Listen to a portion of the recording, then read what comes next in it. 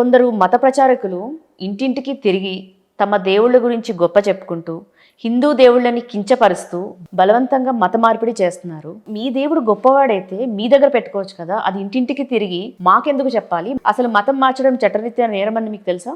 బలవంత మత మార్పిడి క్రైస్తవ్యం మీద పదే పదే మోపుతున్న నేరారోపణ ఏంటంటే బలవంత మత మార్పిడి.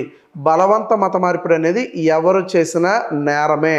ఇది నేను పదే పదే చెప్తూ ఉంటాను, ఎవరు చేసినా నేరమే. ముఖ్యంగా క్రైస్తవుల్లో ఎవరు కూడా బలవంతంగా మత మార్పిడి చెయ్యరు, అలా చేయాల్సిన అవసరం లేదు. ఒకవేళ బలవంతంగా ఎవరైనా తీసుకొచ్చిన గుర్రాన్ని మనం నీరు వరకు తీసుకెళ్ళగలం, కానీ దాన్ని నీరు త్రాగించలేమని తెలుగులో ఒక సామెత ఉంది.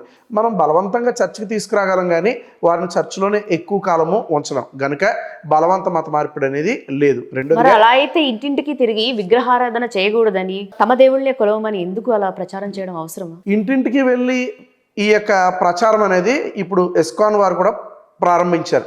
చూడండి, ఎవరైనా ఇన్వైట్ చేస్తే వెళ్ళి వారికి దేవుడి గురించి చెప్పడంలో తప్పులేదు. రెండు, ఎవరైనా మన దగ్గరకు వస్తే వారికి దేవుడి గురించి చెప్పడం తప్పులేదు. బలవంతంగా ఇంట్లోకి వెళ్ళిపోయి ఎవరో మతం మారమని చెప్పరు.